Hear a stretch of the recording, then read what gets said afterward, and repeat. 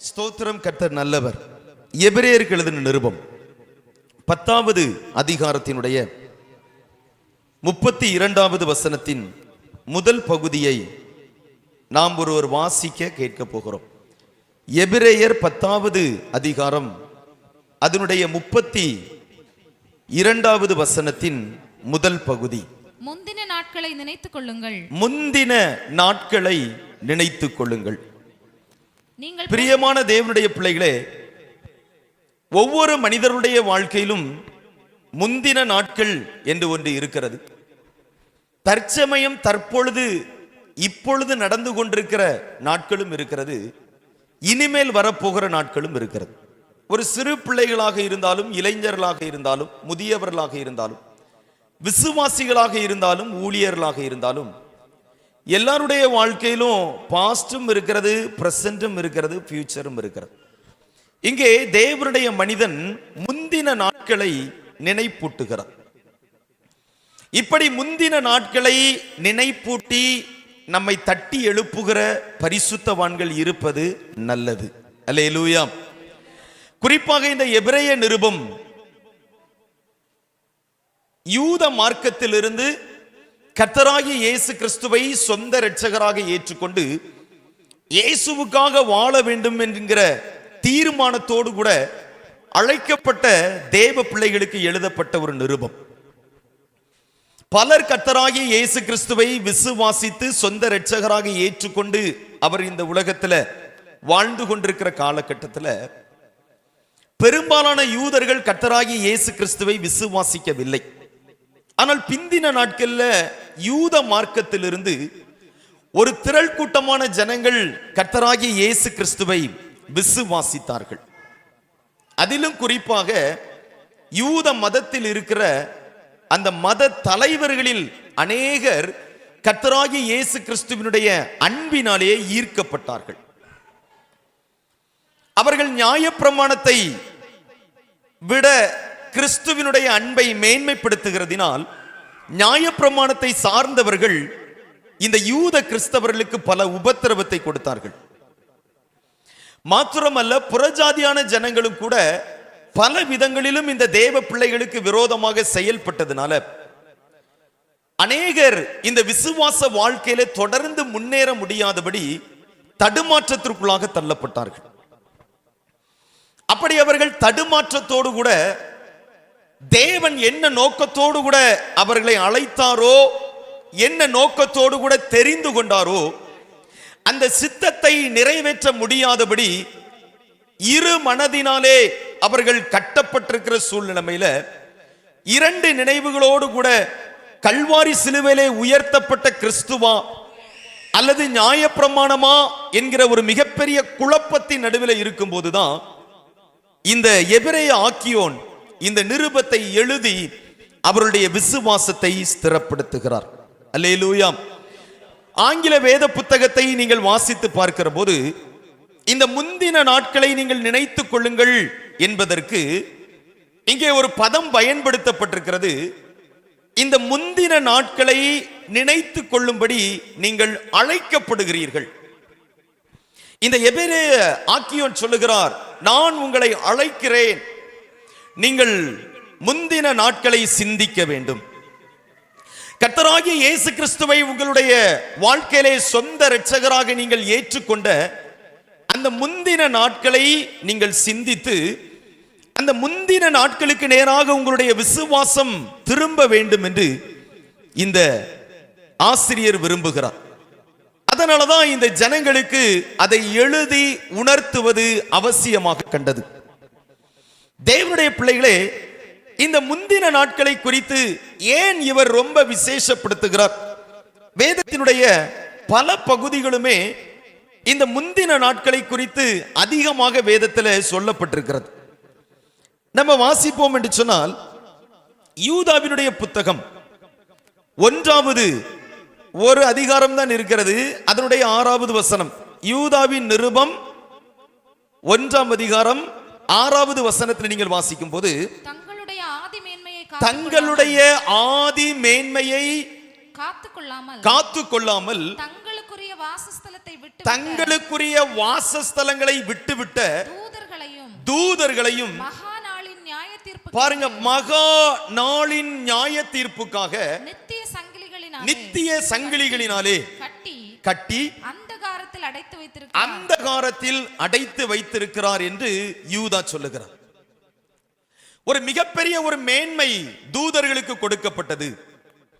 இந்த ஆதி மேன்மையை தூதர்கள் காத்து கொள்ளாதபடியினால் ஆதி மேன்மையை இழந்து தங்களுக்குரிய வாசஸ்தலத்தை விட்டுவிட்ட தேவ தூதர்களை மகா நாளின் நியாய தீர்ப்புக்காக ஆண்டவர் அந்தகார சங்கிலிகளினாலே கட்டி வைத்தார். ஆனால் இதே எபிரேயர் நிருபம் 2வது அதிகாரத்தை பிந்தின வசனங்களில் நீங்கள் வாசித்து பார்க்கிற போது தேவ தூதர்களுக்கு உதவியாக அவர் கை கொடாமல் ஆபிரகாமின் பிள்ளைகளுக்கு உதவியாக கை கொடுத்தார். ஒரு அல்லேலூயா சொல்லுவோம். தூதர்கள் மன்னிக்கப்பட முடியவில்லை, ஆதி ஸ்தானத்துக்குள்ள திரும்ப வர முடியவில்லை, இழந்து போன ஆதி நிலைமையை அவர்கள் பெற்றுக்கொள்ள முடியவில்லை. இனியும் அந்த தள்ளப்பட்ட தூதர்கள் ஆதி ஸ்தானத்துக்குள்ள போகவே முடியாது. ஆனால் தேவனால் அழைக்கப்பட்டிருக்கிற தேவனுடைய பிள்ளைகளாகிய நீங்களும் நானும் எந்த நேரத்தில் வேண்டுமானாலும் இழந்து போன மகிமையை திரும்பவும் பெற்றுக்கொள்ள முடியும், இழந்து போன ஸ்தானத்தை திரும்ப பெற்றுக்கொள்ள முடியும், இழந்து போன வல்லமையை திரும்ப பெற்றுக்கொள்ள முடியும். ஏனென்றால் ஆபிரகாமின் பிள்ளைகளுக்கு உதவியாகத்தான் அவர் கை கொடுத்திருக்கிறார். தேவ தூதர்களுக்கு உதவி செய்ய வேண்டும் என்று சொல்லி அவர் விரும்பவில்லை. அந்த ஆதி மேன்மையை கர்த்தர் தங்களுக்காக கொடுத்த அந்த வாசஸ்தலத்தை அவர்கள் இழந்து போனார்கள், மகிமையை இழந்து போனார்கள். இனி ஒருபோதும் அது அவர்களுக்கு திரும்ப கொடுக்கப்படுவது இல்லை. ஆனால் தேவனுடைய பிள்ளைகளாகிய நமக்கோ கர்த்தராகிய இயேசு கிறிஸ்து சிலுவையிலே சிந்தின அந்த இரத்தத்தினால நமக்கு மீட்பை தந்து இழந்து போன மகிமையை திரும்ப பெற்றுக்கொள்வதற்குரிய ஒரு வாய்ப்பையும் தருணத்தையும் இயேசு நமக்கு இந்த பூமியில வைத்திருக்கிறார். அல்லேலூயா. இந்த பூமியில ஒரு மனிதன் தன்னுடைய கடைசி ஓட்டத்தை ஓடி முடிக்கிறதற்கு முன்பு வரையிலும், ஒரு நிமிஷத்துக்கு முன்பு வரையிலும் அவனுக்கு ஒரு வாய்ப்பு கொடுக்கப்படுகிறது. அவன் கர்த்தராகிய இயேசு கிறிஸ்துவின் நாமத்தினாலே ரட்சிக்கப்படுவதற்கு, அவன் மீட்கப்படுவதற்கு கடைசி மணி துளிகளில வரையிலும் அவனுக்கு தருணம் கொடுக்கப்படுகிறது. ஏனென்றால் ஆண்டவராகிய இயேசு கிறிஸ்து நம்மிடத்திலே இரக்கமுள்ள தேவனாக இருக்கிறார். அல்லேலூயா. தேவ தூதர்களுக்கு கொடுக்கப்பட முடியாத ஒரு வாய்ப்பை தம்முடைய சாயலினாலே உருவாக்கப்பட்ட மனிதர்களுக்கு ஆண்டவராகிய இயேசு கிறிஸ்து கொடுக்கிறார். அப்படியானால் இந்த கடைசி நாட்களிலே தேவனுடைய பிள்ளைகளாகிய நாம் நம்முடைய ஆதி நிலைக்கு நேராக, முந்தின நாட்களுக்கு நேராக நம்முடைய சிந்தனைகளை திருப்ப வேண்டியது அவசியமாக இருக்கிறது. இன்னும் வேதத்தை நாம் ஆராய்ந்து பார்க்கிற போது எபிரேயர் 10வது அதிகாரம் அதனுடைய 32வது வசனத்தின் அடுத்த பகுதியை வாசிக்கிற போது வேதம் என்ன சொல்லுகிறது? நீங்கள் பிரகாசமாக்கப்பட்டிருந்த அந்த நாட்களில் போதும் பாருங்க, நீங்கள் பிரகாசமாக்கப்பட்டிருந்த நாட்கள். அப்படியானால் ஒரு மனிதனுடைய முந்தைய நாட்களை ஏன் ஒரு மனிதன் சிந்தித்து அந்த முந்தின நாட்களிலே அந்த மனிதனுடைய வாழ்க்கையில இருந்த ஆவிக்குரிய அனுபவத்தை கடைபிடித்து கடைசி வரையிலும் கர்த்தராகிய இயேசு கிறிஸ்துவுக்கு சாட்சியாக வாழ வேண்டும் என்று சொன்னால் இந்த முந்தின நாட்கள் தான் ஆண்டவர் தம்முடைய ஜனங்களை பிரகாசமாக வைத்திருந்த நாட்கள். அல்லேலூயா. ஆண்டவராகிய இயேசு கிறிஸ்துவை நாம் ஏற்றுக்கொண்ட அந்த நாட்களை குறித்து வேதம் சொல்லுகிறது. நீங்கள் பிரகாசமாக்கப்பட்டிருந்த அந்த நாட்கள். தேவனுடைய பிள்ளைகளே, முந்தின நாட்கள் என்பது நாம் பிரகாசமாக்கப்பட்டிருந்த நாட்கள்.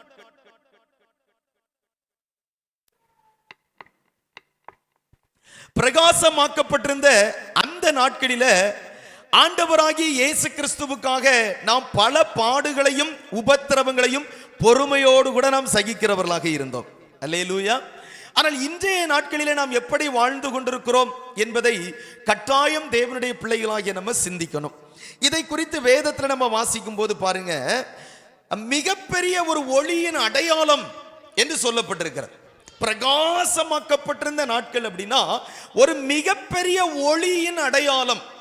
நம்ம எல்லாருமே ஆண்டவராகிய இயேசு கிறிஸ்துவினிடத்திலிருந்து வெளிப்படுத்தப்பட்ட அந்த வெளிச்சத்துக்கும் ஒளிக்கும் நாம் ஒரு அடையாளமாக இருந்த நாட்கள் தான் நம்முடைய முந்தின நாட்கள்.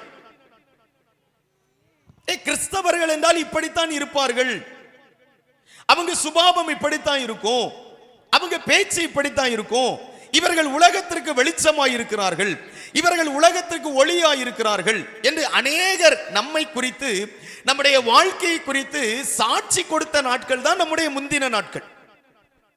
ஆனால் இன்றைக்கு நம்முடைய வாழ்க்கை எப்படி இருக்கிறது?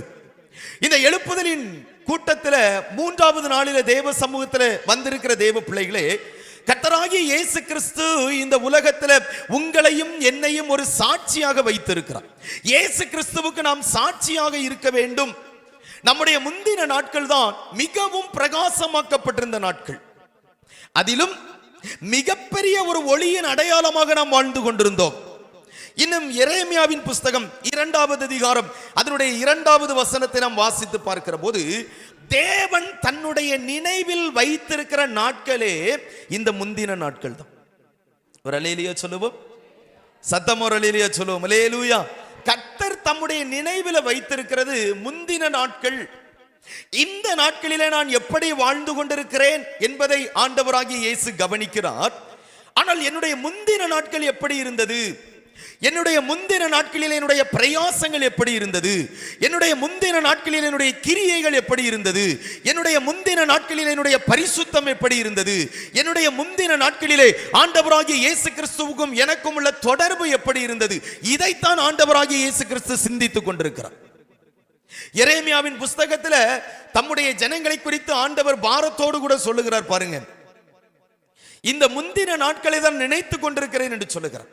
அப்படியானால் தேவனுடைய நினைவில் நம்முடைய முந்தின நாட்கள் பதிக்கப்பட்டிருக்கிறது. அல்லேலூயா சொல்லுவோம், சத்தமோர் அல்லேலூயா சொல்லுவோம். அல்லேலூயா. நம்முடைய முந்தின நாட்கள் அவருடைய சிந்தனையிலே பதிக்கப்பட்டிருக்கிறது. அப்படியானால் சிலருடைய வாழ்க்கை இந்த முந்தின நாட்களை விட பிந்தின நாட்கள் ரொம்ப பெட்டரா, கர்த்தருக்காக அதிகமாய் கிரியை செய்கிற ஒரு உன்னதமான நாட்களாக இருக்கிறது. ஆனால் எல்லாருடைய வாழ்க்கையிலும் அப்படி இல்லை. பெரும்பாலான மனிதர்களையும் அழைத்து நாம் கேட்டால் அவங்க சொல்லுவாங்க, அன்னைக்கு ஜெபித்தது போல இன்றைக்கு என்னால ஜெபிக்க முடியல, அன்னைக்கு வேதத்தை வாசித்தது போல இன்னைக்கு என்னால என்ன செய்ய முடியல, வேதத்தை வாசிக்க முடியல. அன்றைக்கு வேத புத்தகத்தில் இருக்கிற ஒரு கேரக்டரை பார்த்த உடனே, ஆண்டவரே பைபிள்ல சொல்லப்பட்டிருக்கிற இந்த பரிசுத்தமான மனிதனுடைய சுபாவங்கள் எனக்கும் வேண்டும் என்று நான் உபவாசித்து அழுது புலம்பி ஜெபித்து இப்படிப்பட்ட நல்ல சுபாவங்களை எல்லாம் எனக்குள்ள பெற்றுக்கொண்டேன். ஆனா இன்னைக்கு அப்படிப்பட்ட ஜெப அனுபவங்கள் என்னுடைய வாழ்க்கையிலே குறைந்திருக்கிறது என்று சொல்லுகிறவர்களை நாம் பார்க்க முடியும். பிரியமான தேவனுடைய பிள்ளைகளே, அந்த முந்தின நாட்களுக்கு நேராக நாம் திரும்ப வேண்டும். முந்தின நாட்களை நாம் நினைத்து நம்முடைய வாழ்க்கையை சீர்படுத்துகிற போது நிச்சயமாக நம்மை கொண்டு ஆண்டவர் மிகப்பெரிய அற்புதத்தை நாம் குடியிருக்கிற இடத்துல கர்த்தர் செய்ய முடியும். நம்முடைய சபை நடுவிலே ஆண்டவர் செய்ய முடியும். அல்லேலூயா. வெளிப்படுத்தின விசேஷம் 2வது அதிகாரம் அதனுடைய 4வது வசனத்தை நாம் வாசித்து பார்க்கிற போது, ஆனாலும் நீ ஆதியில் கொண்டிருந்த அன்பை விட்டாய் என்று உன் பேரில் எனக்கு குறை உண்டு. ஆனாலும் நீ ஆதியிலே கொண்டிருந்த அன்பை விட்டாய் என்று சொல்லி உன் பேரிலே எனக்கு ஒரு குறை உண்டு. ஆண்டவர் சபைகளுக்கு சொல்லுகிற போது இங்கே ஒரு வார்த்தையை சொல்லுகிறார், ஆதியிலே கொண்டிருந்த அன்பை விட்டாய் என்று உன் பேரில் எனக்கு ஒரு குறை இருக்கிறது, ஆகையால் ஆதியிலே செய்த கிரியைகளை திரும்பவும் செய்வாயாக. அப்ப இதுதான் ஒரே ஒரு சோர்ஸ். நம்ம முந்தின நிலைமைக்கு நேர திரும்பணும்னா, முந்தின நிலைமையை ஒரு தேவனுடைய பிள்ளைகளாகி நாம் சிந்தித்து பார்த்து நம்முடைய ஆவிக்குரிய வாழ்க்கையினுடைய முந்தின அந்த நாட்களை நாம் நினைத்து பார்ப்போம் என்று சொன்னால், ஆதியிலே செய்த அதே கிரியைகளை திரும்பவும் செய்வதற்கு அவர் நமக்கு பலன் தருவார். அல்லேலூயா. ஆண்டவராகிய இயேசு கிறிஸ்துவை அறியாமல் ஒரு புறமார்க்கத்திலிருந்து கர்த்தராகிய இயேசு கிறிஸ்துவை நாம் சொந்த இரட்சகராக ஏற்றுக்கொண்டு இன்றைக்கு இயேசுவின் பிள்ளைகளாக நாம் வாழ்ந்து கொண்டிருக்கலாம். ஆனால் இன்றைக்கு நம்முடைய ஆவிக்குரிய வாழ்க்கை எப்படி இருக்கிறது? இன்றைக்கு நம்முடைய கிறிஸ்தவ ஜீவிதம் எப்படி இருக்கிறது? இன்றைக்கு கிறிஸ்துவோடு கூட இருக்கிற நம்முடைய தொடர்பு எப்படி இருக்கிறது? இவர்கள் எல்லாம் ஒரு காலத்திலே மிகவும் பிரகாசமாக்கப்பட்டிருந்தவர்கள், கர்த்தராகிய இயேசு கிறிஸ்துவுக்காக வைராக்கியமாய் நின்றவர்கள், தேவனுடைய நாமத்துக்காக வைராக்கியமாய் நின்றவர்கள். ஆனால் இப்பொழுது இருக்கிற காலத்திலே அவர்கள் சோர்ந்து போய்விட்டார்கள். ஒரு அல்லேலூயா சொல்லுவோம். அல்லேலூயா. அவர்கள் பின்மாற்றம் அடைந்து போகவில்லை, சோர்ந்து போய்விட்டார்கள். இன்னைக்கு பெரும்பாலும் தேவனுடைய பிள்ளைகளாகிய நாம் பின்மாற்றத்திற்குள்ள போகவில்லை, இயேசுவை மறுதலித்து போகவில்லை, பைபிள் வேண்டாம் என்று நாம் போகவில்லை, இந்த சத்தியம் வேண்டாம் என்று போகவில்லை, உபதேசம் வேண்டாம் என்று போகவில்லை. ஆனால் சோர்ந்து போய்விட்டோம், தளர்ந்து போய்விட்டோம். ஒரு காலத்தில் கர்த்தருக்காக எந்தெந்த பகுதிகளில் வைராக்கியமாய் நின்றோமோ அந்த இடங்களில் உள்ள சாட்சியை இன்றைக்கு நம்மால் காத்துக்கொள்ள முடியவில்லை. சாட்சியை இழந்து போன நிலைமையில் இருக்கிறோம், ஜெப வாழ்க்கையை இழந்து போன நிலைமையில் இருக்கிறோம். இந்த சூழ்நிலையில வாழ்கிற தேவ பிள்ளைகள் தட்டி எழுப்பப்பட வேண்டியது இந்த கடைசி நாட்களின் அவசியமாய் இருக்கிறது. அல்லேலூயா. அதேதான் ஆண்டவராகிய இயேசு கிறிஸ்து நம்மிடத்தில் விரும்புகிறார். எபேசு சபையை குறித்து கர்த்தர் சொல்லுகிற போது, நீ ஆதியிலே கொண்டிருந்த அந்த அன்பை விட்டாய். தேவ பிள்ளைகளே, இந்த ஆதி நிலைமை என்று சொல்லுவது, முந்தின நாட்கள் என்று சொல்லுவது, 3 காரியத்தை நான் உங்களிடத்தில் சொன்னேன். ஒன்று, இந்த முந்தின நாட்கள் மிகவும் பிரகாசமாக்கப்பட்டிருந்த நாட்கள். 2, இந்த முந்தின நாட்களை குறித்து என்ன தியானித்தோம்? தேவன் தன்னுடைய நினைவிலே வைத்திருக்கிற நாட்கள். 3, இந்த முந்தின நாட்கள் அதிகமாய் ஆண்டவராகிய இயேசு கிறிஸ்துவினிடத்திலே அன்பு கூர்ந்த நாட்கள். ஒரு அல்லேலூயா சொல்லுவோம். அல்லேலூயா.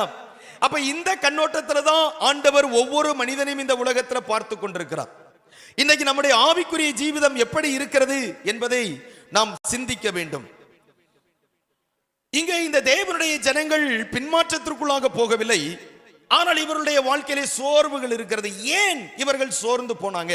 வேதம் என்ன சொல்லுகிறது? எபிரேயர் நிருபம் 10வது அதிகாரம் அதனுடைய 32வது வசனத்தின் பிந்தின பகுதி இப்படி சொல்லுகிறது, நீங்கள் பிரகாசமாக்கப்பட்டிருந்த அந்த நாட்களில் உபத்திரவங்களாகிய மிகுந்த போராட்டத்தை சகித்தீர்களே.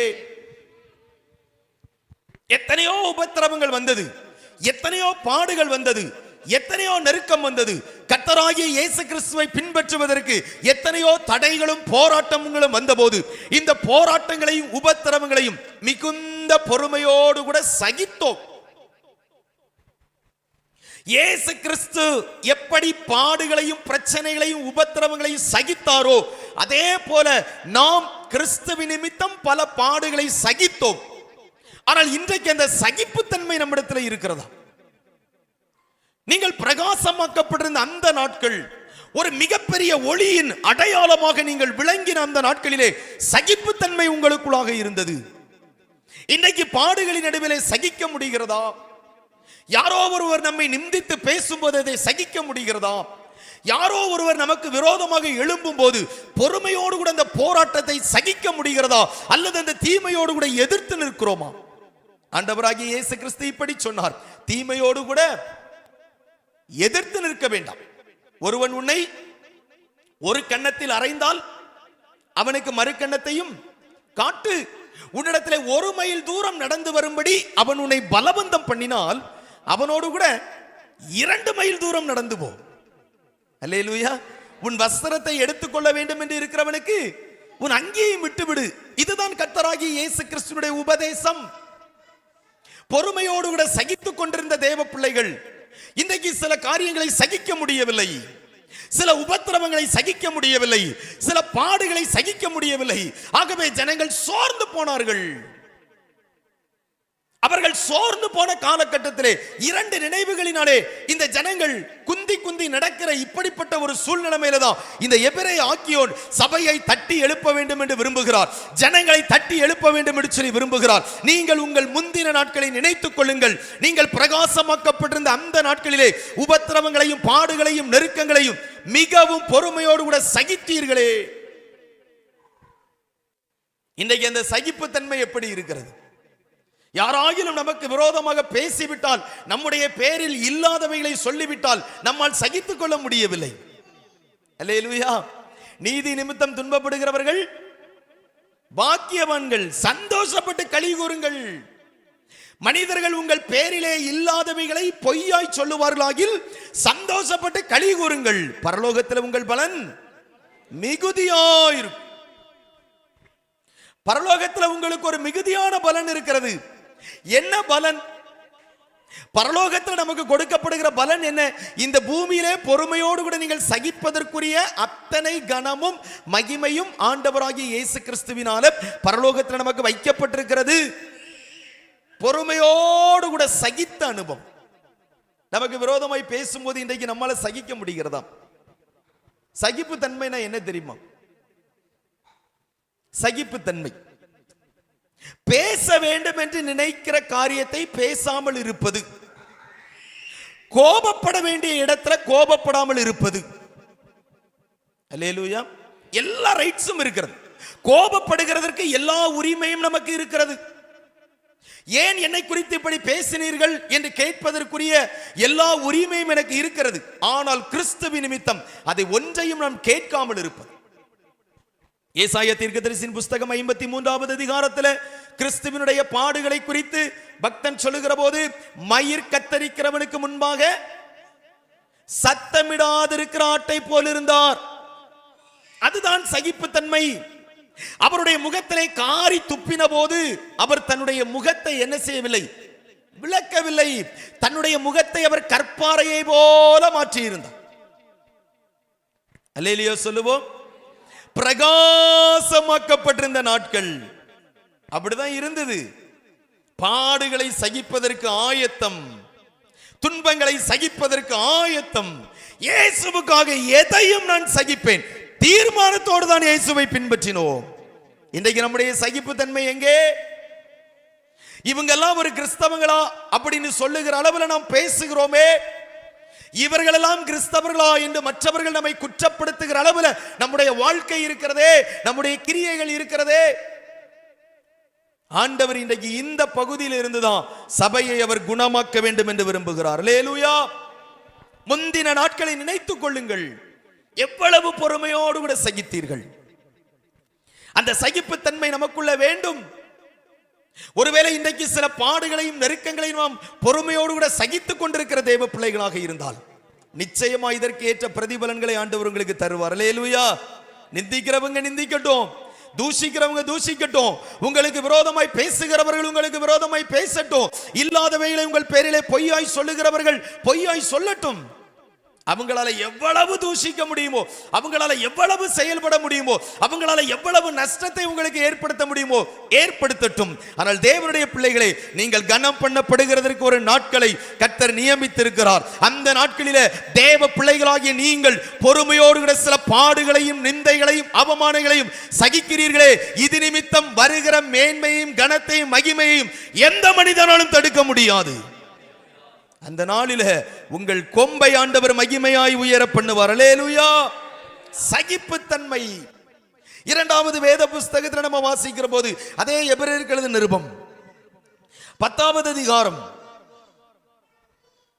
அதனுடைய 33வது வசனத்தை நாம் வாசிக்கிற போது, நிந்தைகளாலும் உபத்திரவங்களாலும் நீங்கள் வேடிக்கையாக்கப்பட்டீர்கள். போதும்.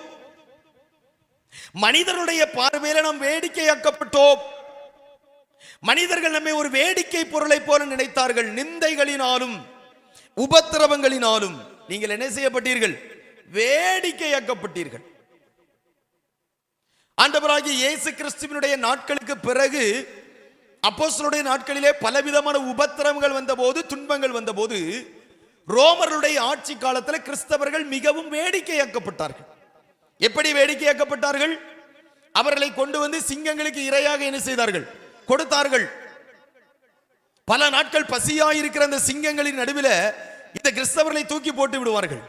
பெரிய கிரவுண்ட், அந்த கிரவுண்டில் எல்லாரும் சுற்றி உட்கார்ந்து என்ன செய்வாங்க? வேடிக்கை பார்ப்பார்கள். இந்த கிறிஸ்தவர்கள் இயேசுவை விசுவாசிக்கிறவர்கள் தங்களுடைய ஜீவனை கையில பிடித்துக் கொண்டு அந்த கிரவுண்ட்ல ஓடுவாங்க. அதெல்லாம் பார்க்கும்போது மற்றவங்களுக்கு ஒரே சந்தோஷமா இருந்தது. மிகவும் பசியாயிருக்கிற சிங்கங்கள் தங்களுடைய கோபத்தை எல்லாம் இந்த கிறிஸ்தவரிடத்திலே தீர்த்து கொண்டது. சுற்றிலும் உட்கார்ந்து சந்தோஷப்பட்டாங்க. எத்தனையோ மனிதர்கள் இயேசு கிறிஸ்துவுக்காக இரத்த சாட்சியாக மரித்தார்கள், நிந்திக்கப்பட்டார்கள், உபத்திரவப்படுத்தப்பட்டார்கள். இதை பார்த்து மற்றவர்கள் வேடிக்கை பண்ணினார்கள், பரியாசம் பண்ணினார்கள், நிந்தித்தார்கள். தேவ பிள்ளையே, நீங்களும் இயேசுவுக்காக வாழணும்னு வந்து பைபிளை கையில எடுத்துட்டு நீங்க கம்பீரமா உங்க தெருவில் நடந்து போகும்போது எத்தனையோ பேர் உங்களை நிந்தித்தது உண்டு, பரியாசம் பண்ணினவர்கள் உண்டு. உங்களை நிந்தித்தவர்களுக்கு மத்தியில தான் கர்த்தர் உங்களை கனம் பண்ணி இருக்கிறார். அல்லேலூயா. இன்னும் ஆண்டவர் உங்களை கனம் பண்ணுவார். அப்படியெல்லாம் நாம் வேடிக்கையாக்கப்பட்டோம். இதுதான் நம்முடைய முந்தின நாட்கள். இந்த முந்தின நாட்களை ஒருபோதும் ஒரு தேவ பிள்ளைகள் மறந்து போக கூடாது. ஒருவேளை கிறிஸ்துவின் நிமித்தமாக நாம் பாடுபட்டதுனால ஆண்டவர் இன்றைக்கு நம்மை ஆசீர்வதித்திருக்கலாம், இன்றைக்கு நம்மை உயர்த்தி இருக்கலாம். ஆனா என்னைக்கும் கிறிஸ்துவின் நிமித்தம் பாடுபடுகிறதற்குத்தான் உங்களுக்கும் எனக்கும் நியமிக்கப்பட்டிருக்கிறது. பேதுரு பக்தன் சொல்லுகிறார், அவரோடு கூட ஆளுகை செய்கிறதற்கு மாத்திரமல்ல, அவர் நிமித்தம் பாடுபடுகிறதற்கும் உங்களுக்கு நியமிக்கப்பட்டிருக்கிறதே. அல்லேலூயா. நான் அன்னைக்கு பாடுபட்டேன், நிந்திக்கப்பட்டேன், உபத்திரவப்படுத்தப்பட்டேன், இன்னைக்கு கர்த்தருடைய கிருபையினால நான் நல்லா இருக்கிறேன் அப்படின்னு சொல்லி சாட்சி சொல்லுகிறதற்கல்ல. என்றைக்கும் ஒரு கிறிஸ்தவனுடைய நினைவிலே நிறுத்தப்பட வேண்டிய ஒரு காரியம் என்னவென்றால், பாடுபடுகிறதற்கும் உபத்திரவப்படுகிறதற்கும் அவமானப்படுத்தப்படுகிறதற்கும் நிந்திக்கப்படுகிறதற்கும் தான் இயேசு என்னை அழைத்து இருக்கிறார். அதுதான் என்னுடைய அழைப்பு. என் குடும்பம் என்னை அவமானப்படுத்தலாம், என் சமுதாயம் என்னை அவமானப்படுத்தலாம், தேவனை நேசிக்கிறவர்களும் கூட சில நேரங்களிலே என்னை அவமானப்படுத்தலாம், எனக்கு விரோதமாய் பேசலாம், என் கிரியைகளை குற்றப்படுத்தலாம். அல்லேலூயா. ஆனா நான் சோர்ந்து போக கூடாது. நான் அழைக்கப்பட்டதே அதற்காக தான் அழைக்கப்பட்டேன். அப்போஸ்தலனாகிய பவுல் கொரிந்தியருக்கு நிருபம் 4வது அதிகாரம் 9வது வசனத்திலிருந்து தொடர்ந்து சொல்லுகிற போது சொல்லுகிறார், நாங்கள் மனிதர்களுக்கும் இந்த உலகத்துக்கும் தேவ தூதர்களுக்கும் கூட நாங்கள் எப்படியானோம்? வேடிக்கையாக்கப்பட்டோம். தேவதூதர்கள் என்றால் யார்? தூதர்கள் என்றால் தூது கொண்டு வருகிறவர்கள் தான் தூதர்கள், செய்தியை அறிவிக்கிறவர்கள் தான் தூதர்கள். அல்லேலூயா சொல்லுவோம். சில நேரத்திலே மனிதர்கள் நம்மை நிந்தித்தார்கள், சில நேரங்களிலே உலகத்தின் மனிதர்கள் நம்மை நிந்தித்தார்கள், சில நேரங்களிலே நண்பர்கள் நம்மை நிந்தித்தார்கள், குடும்பத்தார் நம்மை நிந்தித்தார்கள். மட்டுமா ஊழியக்காரர்கள் என்று சொல்லுகிறவர்களும் கூட பல தருணங்களிலே நம்மையும் நம்முடைய வாழ்க்கையும் நம்முடைய குடும்பத்தின் நிலைமையும் அவர்கள் நிந்தித்தது உண்டு, பரியாசம் பண்ணினது உண்டு. இவங்கெல்லாம் எங்க எழும்ப போறாங்க, இவங்கெல்லாம் எங்க பிரகாசிக்க போறாங்க, இவங்கெல்லாம் எங்க பயன்பட போறாங்க, இவங்க வாழ்க்கைலாம் இப்படித்தான். அநேக ஊழியர்கள் கூட நமக்கு விரோதமாய் சொன்னது உண்டு. இதுதான் நம்முடைய முந்தின நாட்கள். அல்லேலூயா, அல்லேலூயா. அப்போஸ்தலனாகிய பவுல் அவ்வளவு பெரிய பரிசுத்தவான். பவுலுக்கே விரோதமாய் ஊழியர்கள் நிந்தித்து பல காரியங்களையும் இந்த பவுலுக்கு விரோதமாக பேசி அவரை சகித்தார். அப்படியெல்லாம் வேடிக்கையாக்கப்பட்டோம். பலரும் நம்மை வேடிக்கை பொருளாக்கினார்கள். நம்ம எது செய்தாலும் நம்மளை அப்ரிஷியேட் பண்றது இல்ல, நம்மை பாராட்டுகிறது இல்ல. அல்லேலூயா சொல்லுவோம். நமக்கு முக்கியத்துவம் கொடுக்கிறது இல்ல. இந்த உலகத்திலிருந்து வருகிற எந்த மகிமையையும் கர்த்தராகிய இயேசு கிறிஸ்து விரும்பாமல் ஊழியம் செய்தது போலதான் அவரால் அழைக்கப்பட்ட ஒவ்வொரு தேவ ஊழியக்காரர்களும் மனிதர்களினால் வருகிற மகிமையை அல்ல, பரலோகத்திலிருந்து வருகிற அந்த தேவ மகிமையை மாத்திரம் நம்பி அந்த தேவ மகிமைக்காக மட்டும் தன்னை ஒப்பு கொடுத்து ஊழியத்தை செய்தால் இந்த பூமியிலும் மறுஜென்ம வாழ்க்கையிலும் தேவ பிள்ளைகளுக்கு கனம் உண்டு. மனிதர்கள் ஒருவேளை இன்னைக்கு நம்மை உயர்த்தி பேசினது போல இருக்கலாம், நாளைக்கு மனிதர்கள் நம்மை தூசிப்பார்கள். இன்றைக்கு நமக்கு ஒரு உயர்ந்த ஸ்தானத்தை தரலாம், நாளைக்கு தாழ்மையான ஒரு இடத்தை நமக்கு தரலாம். இது மனிதர்கள் நமக்கு தருகிற உயர்வு, இது மனிதர்கள் மூலமாக நமக்கு வருகிற கணம். இந்த கணம் நமக்கு நிரந்தரமானது அல்ல, அந்த கணம் நமக்கு வேண்டாம், அதை தேடி நம்ம ஓட வேண்டாம். நம்மை கணம் பண்ணுகிற ஒரு தேவன் உண்டு, நம்முடைய பிரயாசங்களை கணம் பண்ணுகிறவர் உண்டு, நம்முடைய பாடுகளுக்கு தக்க பலனை தருகிறவர் உண்டு. மகிமையின் ராஜா மகிமையோடு கூட வருகிற போது தேவ பிள்ளைகள் இந்த பூமியிலே கணம் பண்ணப்படுவார்கள். உங்க முந்தின நாட்களை நீங்கள் நினைத்துக் கொள்ளுங்கள். அப்போஸ்தலனாகிய பவுல் சொல்லுகிறார், மனிதர்களினாலே உலகத்தினாலே தேவதூதர்களினாலே நாங்கள் வேடிக்கையாக்கப்பட்டோம். அதே பவுல் தான் பிந்தின பகுதியில் சொல்லுகிறார், கிறிஸ்துவின் நிமித்தம் நாங்கள் கனவீனர்கள், கிறிஸ்துவின் நிமித்தம் நாங்கள் பலவீனர்கள், கிறிஸ்துவின் நிமித்தம் நாங்கள் பைத்தியக்காரர்கள். எப்படி தன்னை தாழ்த்துகிறார் பாத்தீங்களா? இதுதான் ஒரு தேவ பிள்ளையினுடைய அனுபவமா மாறும்.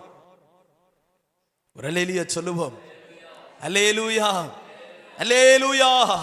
நாம் வேடிக்கையாக்கப்பட்டது மட்டுமல்ல, அப்படி வேடிக்கையாக்கப்பட்டவர்களுக்கு நம்ம பங்காளிகளாகவும் இருந்தோம்.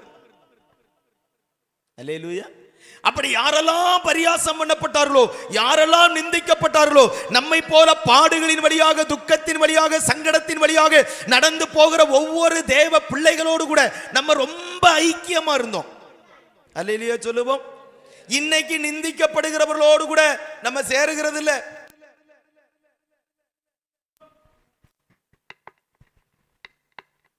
கிறிஸ்துவின் நிமித்தம் ஒரு மனிதன் உபத்திரவப்பட்டால், கிறிஸ்துவின் நிமித்தம் ஒரு மனிதன் பாடுபட்டால், ஆண்டவராகிய இயேசு கிறிஸ்துவை சொந்த இரட்சகராக ஏற்றுக்கொண்டது நிமித்தம் சில உபத்திரவங்கள், சில கட்டுகள், சில பாடுகள், சில நெருக்கங்கள், வறுமைகள், தரித்திரங்கள், இவைகளின் வழியாக ஒரு தேவ மனிதன் நடக்கும்போது, இந்த மனிதன் எனக்கு தெரிந்த மனிதன் தான் என்று சொல்லுகிறதற்கு நாம் வெட்கப்படுகிறோம். இந்த மனிதன் என்னுடைய நண்பன் என்று சொல்லுகிறதற்கு வெட்கப்படுகிறோம். இந்த மனிதனும் என்னை போல ஒரு தேவ ஊழியக்காரன் தான் என்று சொல்லுகிறதற்கு வெட்கப்படுகிறோம். ஆனா அன்னைக்கு எப்படி இருந்தோம் தெரியுமா? கிறிஸ்துவின் நிமித்தம் பாடுபடுகிறவர்கள் எல்லாரும் நமக்கு நண்பர்களாக இருந்தார்கள். கிறிஸ்துவின் நிமித்தம் நிந்திக்கப்படுகிறவர்கள் எல்லாரும் நமக்கு தோழர்களாக இருந்தார்கள். இன்றைக்கு அப்படிப்பட்டவர்களை பார்க்கிற போது நாம் அருவருக்கிறோம், அப்படிப்பட்டவர்களை பார்க்கிற போது குற்றப்படுத்துகிறோம். இன்றைக்கு கிறிஸ்துவின் நிமித்தம் பாடுபடுகிறவர்களை பார்க்கிற போது கேள்வி கேட்கிறோம்.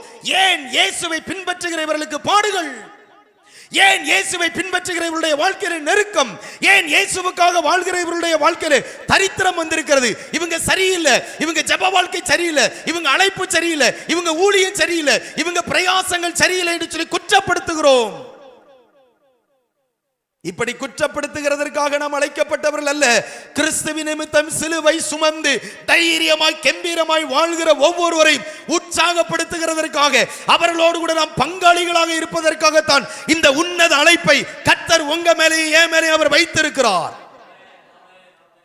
அல்லேலூயா. அப்படி பாடுபடுகிறவர்களுக்கும் நெருக்கப்படுகிறவர்களுக்கும் பங்காளிகளாக இருக்கணும். அந்த அனுபவத்தை விட்டு ஓடிவிடக் கூடாது. சபைக்கு உபத்திரவம் வருகிற போது விசுவாசிகள் நிக்கணும். ஊழிய குடும்பத்தில் உபத்திரவங்கள் வரும்போது விசுவாச குடும்பங்கள் தோள் கொடுத்து நிக்கணும். அதுதான் சபை, அதுதான் சபை ஐக்கியம். இன்னைக்கு சபைகளுக்குள்ள நெருக்கம் வருகிற போது, ஊழிய குடும்பங்களில் நெருக்கம் வரும்போது, பாடுகள் வரும்போது, உபத்திரவங்கள் வரும்போது, கிறிஸ்துவுக்காகவும் சபைக்காகவும் நிற்கிறவர்கள் குறைந்து விட்டார்கள். சின்ன சபையில நீங்க ஆராதிக்கலாம், ஒரு சொற்ப ஜனங்களாக இருந்து நீங்க ஆராதிக்கலாம், ஒரு சிறு கூட்டமாக இருந்து நீங்க ஆராதிக்கலாம். சபைக்குள்ள உபத்திரவங்கள் வந்தாலும், நெருக்கம் வந்தாலும், பாடுகள் வந்தாலும் அந்த ஊழியத்துக்காக கடைசி வரைக்கும் நிற்கணும். எங்க பெரிய சபை இருக்கிறது, அல்லது எங்கே திரள் கூட்டமான ஜனங்கள் வருகிறார்கள், எங்கே கலகம் இல்லாம சமாதானமா அமைதலா ஆராதிக்கலாம், அந்த இடத்தை தேடி ஓடக்கூடாது. இன்றைக்கு இப்படிப்பட்ட ஜனங்கள் தேசத்திலே பெருகி விட்டார்கள். இது நிமித்தமாகத்தான் அர்ப்பணிக்கப்பட்ட அழைக்கப்பட்ட எத்தனையோ ஊழியக்காரர்கள் இந்த ஊழியமும் வேண்டாம், சபையும் வேண்டாம், இந்த வேதமும் வேண்டாம் என்று சொல்லி உலக பிரகாரமான வேலைகளுக்கு நேராக போகிறார்கள். சபை கர்த்தருக்கு கணக்கு கொடுக்க வேண்டும், விசுவாசிகள் கர்த்தருக்கு கணக்கு கொடுக்க வேண்டும். நெருக்கப்படுகிறவர்களோடு கூட தேவ பிள்ளைகள் பங்காளிகளா மாறணும். உங்கள் முந்தின நாட்கள் அப்படித்தான் இருந்தது. உபத்திரவங்களையும் பாடுகளையும் சகித்து இயேசுவுக்காக வைராக்கியமாய் நின்ற எத்தனையோ ஊழியர்கள் உங்கள் நண்பர்களாக இருந்தார்களே. இன்னைக்கு அவர்களை பார்த்து நாம் அருவருக்கிறோம், அவர்களை குற்றப்படுத்துகிறோம், அவர்களுடைய அழைப்பை குற்றப்படுத்துகிறோம். இது தேவனுக்கு பிரியமானது அல்ல. ஆண்டவர் இன்றைக்கு ஜனங்களை எச்சரித்து சீர்படுத்த வேண்டும் என்று விரும்புகிறார். அல்லேலூயா. பரிசுத்தவான்களோடு இணைந்து நில்லுங்க, சபையோடு இணைந்து நில்லுங்க, தேவ ஜனங்களோடு கூட இணைந்து நில்லுங்க. இது கர்த்தர் உங்களுக்கு தந்த சபை, இது கர்த்தர் உங்களுக்கு தந்த ஐக்கியம். இந்த ஐக்கியத்தை விட்டு நீங்க வெளியே போனா துன்மார்க்கனோடு தான் நீங்க ஐக்கியப்பட வேண்டியது வரும். இந்த ஐக்கியத்தை விட்டு நீங்க வெளியே போனா குற்றம் சொல்லுகிறவனோடு தான் ஐக்கியப்பட வேண்டியது வரும். இந்த பரிசுத்தமான ஐக்கியத்தை விட்டு வெளியே போனா கர்த்தருக்கு பிரியமில்லாத மனிதனோடு கூட தான் நீங்கள் சேர்ந்து போக வேண்டியது வரும். அந்த மனிதன் மேல் வருகிற ஆக்கினை உங்கள் மேலும் வருவதற்கு ஆயத்தமாக இருக்கிறது, அதுல மாற்றமே இல்லை. அல்லேலூயா, அல்லேலூயா. ஆனா தேவ ஜனத்தோடு கூட சபையோடு கூட நின்று பாடுகளிலும் உபத்திரவங்களிலும் தேவனுடைய பிள்ளைகளாகி நீங்கள் நின்றா கர்த்தர் உங்களை கனம் பண்ணுவார். அல்லேலூயா. சத்தமாய் ஒரு அல்லேலூயா சொல்லுவோம். அல்லேலூயா. எபிரேயர் 10வது அதிகாரம் அதனுடைய 34வது வசனம் இப்படி சொல்லுகிறது பாருங்க. பரலோகத்திலே அதிக மேன்மையும் நிலையுள்ளதுமான சுதந்திரம் உங்களுக்கு உண்டென்று அறிந்து உங்கள் ஆஸ்தியையும் சந்தோஷமாய் கொள்ளையிட கொடுத்தீர்கள். கரங்களை தட்டி கர்த்தருடைய நாமத்தை மகிமைப்படுத்துவோமா? பரலோகத்தில் நிலையான நிலையான ஆசீர்வாதம், கனம், மகிமை, புகழ் உண்டு என்று சொல்லி இந்த உலகத்தில் எதையும் இழப்பதற்கு ஆயத்தமாய் இருந்ததுதான் நம்முடைய முந்தின நாட்கள். கிறிஸ்துவுக்காக பரலோக மேன்மைக்காக, நித்தியத்தில் அவர் வைத்திருக்கிற அந்த நன்மைகளுக்காக, ஆசீர்வாதத்திற்காக பூமியில எதையும் இழப்பதற்கு நான் ஆயத்தம். இதுதான் நம்முடைய முந்தின நாட்கள், நம்முடைய முந்தின நாட்கள். அல்லேலூயா, அல்லேலூயா. உங்க ஆஸ்திகளை கூட கொள்ளையிடுகிறதற்கு நீங்கள் கொடுத்தீர்கள். அப்படின்னா என்ன அர்த்தம் தெரியுமா? உங்க ஆஸ்திகளையும் உங்க நன்மைகளையும் சிலர் அவர்களுக்கு வேண்டும் என்று வலுக்கட்டாயமாய் உங்களிடத்திலிருந்து எடுத்துக்கொண்டார்கள். நீங்கள் சந்தோஷமாய் விட்டு கொடுத்தீர்கள். அல்லேலூயா சொல்லுவோம். இதுதான் நீங்கள் பிரகாசமாக்கப்பட்டிருந்த நாட்களில கர்த்தருக்காக செய்த கிரியைகள். வேத புத்தகத்தில் நீங்கள் ஆதியாகமத்தின் புத்தகம் 26வது அதிகாரத்தில் ஆபிரகாமின் குமாரனாகிய ஈசாக்கை குறித்து நீங்கள் வாசிக்க முடியும். ஆபிரகாமின் குமாரனாகிய இந்த ஈசாக்கை குறித்து பைபிள் இப்படி சொல்லுகிறது. 26வது அதிகாரத்தில் பெலிஸ்திய தேசத்தில் கேரார் என்று சொல்லுகிற இடத்துல இந்த ஈசாக்கு குடியிருக்கிற போது அந்த தேசத்திலே பஞ்சம் உண்டாயிற்று. பஞ்சத்தின் நிமித்தமாய் எகிப்துக்கு போக வேண்டும் என்று விரும்புகிறார். கர்த்தர் ஈசாக்கை தடுத்து நிறுத்துகிறார். நீ இங்கேயே இரு, இந்த தேசத்தில் நான் உன்னை ஆசீர்வதிப்பேன். அல்லேலூயா. கர்த்தருடைய வார்த்தையின்படி துறவை தோண்டுகிறார். தோண்டுகிற துறவிலே தண்ணீர் வந்தது. அப்பொழுது பெலிஸ்தியர் உடனே வந்து சொன்னார்கள், இந்த துறவு எங்களுடையது, இதிலே இருக்கிற தண்ணீர் எங்களுடையது என்று சொல்லி அதை எடுத்துக்கொண்டார்கள். அப்பொழுது உடனே ஈசாக்கு அதை என்ன செய்து விட்டார்? விட்டு விட்டார். அதற்கு ஒரு பெயர் வைத்தார், ஏசேக்கு. மறுபடியும் ஒரு துறவை தோண்டினார். அந்த துறவை குறித்து வாக்குவாதம் பண்ணினார்கள். எடுத்துக்கொண்டார்கள், விட்டுவிட்டார். அதற்கு சித்தனா என்று பெயரிட்டார். மூன்றாவது ஒரு துறவை தோண்டி அந்த துறவிலே தண்ணீர் கண்டார்கள். அதை குறித்து அவர்கள் வாக்குவாதம் பண்ணவில்லை. இப்பொழுது சொன்னார், நாம் தேசத்திலே பழுகும்படி கர்த்தர் நமக்கு இடம் உண்டாக்கினார். அல்லேலூயா, அல்லேலூயா. இப்ப பாருங்க, பெலிஸ்தியர்களுடைய கண்கள் காண 2 துறவுகளை விட்டு கொடுத்து பஞ்ச காலத்திலும் கர்த்தரை நம்பி விதை விதைத்த ஈசாக்கை 100 மடங்கு தேவனாகிய கர்த்தர் ஆசீர்வதித்து தேசத்திலே உயர்த்தினார். இந்த ஈசாக்கு வர வர வர ஐஸ்வர்யவானாகி மகா பெரிய மனிதனாக மாறினார். இப்ப பெலிஸ்தியர்கள் எல்லாம் ஈசாக்கை மறுபடியும் தேடி வந்து ஈசாக்கோடு கூட சமாதான உடன்படிக்கை பண்ண வேண்டும் என்று விரும்புகிறார்கள். அல்லேலூயா, அல்லேலூயா. நம்மை ஏற்றுக்கொள்வோமா? இப்படி ஒரு சூழ்நிலையில ஒரு மனிதன் நம்மோடு கூட சமாதான உடன்படிக்கை பண்ண வரும்போது நாம் அதை ஏற்றுக்கொள்வோமா? அல்லேலூயா. பைபிள் இப்படி சொல்லுது, ஏசேக்கையும் சித்தனாவையும் அவங்க திரும்ப கொடுத்ததா பைபிள்ல இல்ல. அவங்க எடுத்துக்கொண்டது தான், அபகரித்தது அபகரித்தது தான், வஞ்சித்தது வஞ்சித்தது தான், வைத்துக் கொண்டது தான். ஆனால் ஈசாக்கோடு கூட சமாதானம் பண்ண வேண்டும் என்று விரும்புகிறார்கள். அந்த மனிதர்களோடு கூட கை குலுக்கி சமாதானம் பண்ணி உடன்படிக்கை பண்ணி அவர்களுக்கு ஆகாரம் கொடுத்து அனுப்புகிறார். இந்த எபிரேயர்களுடைய முற்பிதாவாகிய ஈசாக்கு. சத்தமர அல்லேலூயா சொல்லுவோம். அல்லேலூயா. சந்ததிகள் எப்படி இருக்குது?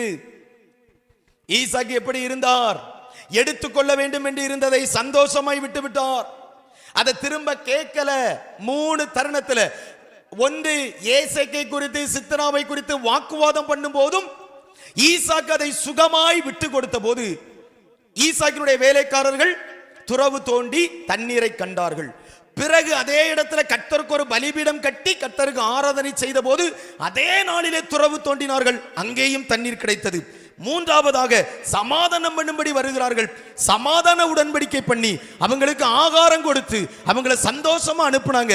ஈசாக்கினுடைய வேலைக்காரர்கள் அந்த நாளிலும் துறவை தோண்டி துறவிலே தண்ணீர் கண்டோம் என்று சொன்னார்கள். அல்லேலூயா சொல்லுவோம். அவர் நம்மை ஆசீர்வதிக்கும் போது எந்த பள்ளத்தாக்கில துறவு தோண்டினாலோ, எந்த கண்மலையில துறவு தோண்டினாலோ, எந்த வறண்ட இடத்துல துறவு தோண்டினாலோ, அபிஷேகம் பண்ணப்பட்ட விட்டு கொடுக்கிற சுபாவம் உள்ள சமாதானம் பண்ணுகிற ஈசாக்கு கால் வைத்து துறவு தோண்டுகிற எந்த இடத்திலும் தண்ணீர் வரும் என்பதை வேதம் நமக்கு போதிக்கிற சத்தியம்.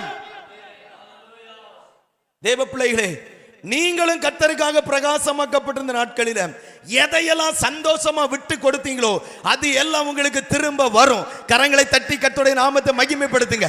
எடுத்துக்கொள்ள வேண்டும் என்று விரும்பினார்கள், வஞ்சிக்க வேண்டும் என்று விரும்பினார்கள், உங்களை வெறுமையாய் விட வேண்டும் என்று சொல்லி விரும்பினார்கள். கிறிஸ்துவின் நிமித்தம் அதை சந்தோஷமாய் நீங்கள் விட்டு கொடுத்தீர்கள். பயப்படாதிருங்க, தைரியமாயிருங்க. நீங்க இழந்ததை விட, நீங்கள் விட்டு கொடுத்ததை விட அதிகமான நன்மைகளை திரும்ப தரும்படி கர்த்தர் உங்கள் மேல் நினைவாயிருக்கிறார்.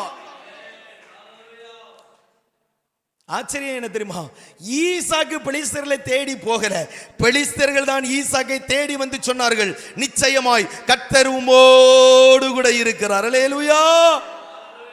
அது ஆசீர்வாதத்தை பார்த்து சொன்ன வார்த்தை இல்ல, சுபாவத்தை பார்த்து சொன்ன வார்த்தை. சுபாவத்தை பார்த்து சொன்ன வார்த்தை. ஏசைக்கை எடுக்கும் போது வாக்குவாதம் பண்ணல, சித்தனவை எடுக்கும் போது வாக்குவாதம் பண்ணல. சமாதானம் பண்ண வரும்போது சமாதானம் பண்ணுகிறார். பலிபீடம் கட்டி கர்த்தரை ஆராதிக்கிறார்.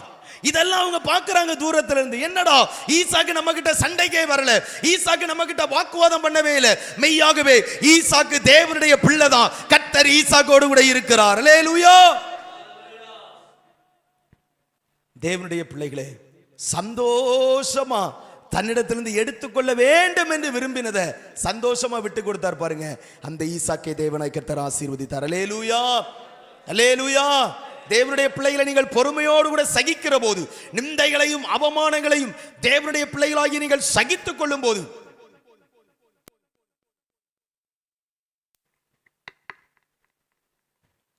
அந்த பாடுகளை நீங்கள் சகிக்கும் போது நிச்சயமா ஆண்டவராகிய தேவன் உங்க வாழ்க்கையிலும் ஒரு நன்மை உங்களுக்காக தருவார். அல்லேலூயா. நிச்சயமா ஆண்டவர் உங்களை என்ன செய்வார்? மேன்மைப்படுத்துவார். பைபிள் இப்படி சொல்லுகிறது, எதெல்லாம் எடுத்துக்கொள்ளணும்னு நினைச்சாங்களோ அதெல்லாம் நீங்க சந்தோஷமா கொடுத்தீங்க. ஏன் தெரியுமா?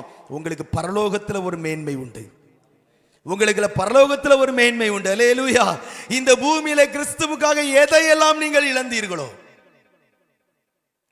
பணத்தை இழந்தாலும் சரி, பொருளை இழந்தாலும் சரி, ஆஸ்தியை இழந்தாலும் சரி, அந்தஸ்தை இழந்தாலும் சரி, அது திரும்பவும் உங்களுக்கு கிடைக்கும். அல்லேலூயா, அல்லேலூயா. ஒரு மனிதன் இன்னொரு மனிதன் நிமித்தம் வருகிற இடத்துல ஒரு மனிதனுக்கு நஷ்டம் வந்து விட்டால் அந்த மனுஷன் சொல்லுவான், எனக்காக நீங்க வந்ததுனால உங்களுக்கு இந்த நஷ்டம் வந்துட்டு, இதை நானே என்ன செய்கிறேன், பொறுப்பெடுத்துக்கிறேன் அப்படின்னு சொல்லுகிற எத்தனையோ மனிதர்கள் உண்டு. சாதாரண மனிதர்களே இன்னொரு மனிதருடைய நஷ்டத்தை பொறுப்பெடுத்துக் கொள்வாங்கன்னா, நீங்க பரலோகத்தின் தேவனாகிய கர்த்தருக்காக ஓடும் போது, கிறிஸ்துவின் நிமித்தம் சில காரியங்களை சந்தோஷமாய் இழக்கிறதுக்கு நீங்கள் விட்டு கொடுக்கும் போது, அந்த பரலோகத்தின் தேவன் அந்த நன்மைகளை உங்களுக்கு தராமல் இருப்பாரா? நிச்சயமாய் ஆண்டவர் அந்த நன்மைகளை உங்களுக்கு தருவார். இப்போ இந்த எபிரேய ஆக்கியோன் என்ன சொல்ல வேண்டும் என்று விரும்புகிறார் தெரியுமா? உங்க தைரியத்தை நீங்கள் விட்டு விடாதீர்கள். முந்தின நாட்களை நீங்க நினைத்து பார்த்து தைரியமாயிருங்க. நீங்கள் மற்றவர்களுக்கு தீமை செய்தவர்கள் அல்ல, பொறுமையோடு கூட பாடுகளை சகித்தவர்கள். ஆகவே தைரியமாயிருங்கள். நீங்கள் நிந்தைகளினாலும் உபத்திரவத்தினாலும் வேடிக்கையாக்கப்பட்டவர்கள். நீங்க சுகமாய் நடந்து வந்தவர்கள் அல்ல, பஞ்சமத்தையின் அனுபவத்தின் வழியாய் வந்தவர்கள் அல்ல, முள்ளுகளின் மேலே நடந்து வந்தவர்கள். ஆகவே தைரியமாயிருங்கள். நீங்கள் உபத்திரவப்படுத்தப்பட்ட பரிசுத்தவான்களோடு கூட ஐக்கியமாயிருந்தீர்களே, பங்காளிகளாக இருந்தீர்களே, தைரியமாயிருங்க. அல்லேலூயா. கிறிஸ்துவுக்காக எல்லாவற்றையும் நீங்க இழந்தீங்க பாத்தீங்களா? தைரியமாயிருங்க. மிகுந்த பலனுக்கு ஏதுவான அதிகமான பிரயோஜனத்தை உங்களுக்கு தரப்போகிற தைரியத்தை விட்டு விடாதீர்கள். அல்லேலூயா, அல்லேலூயா.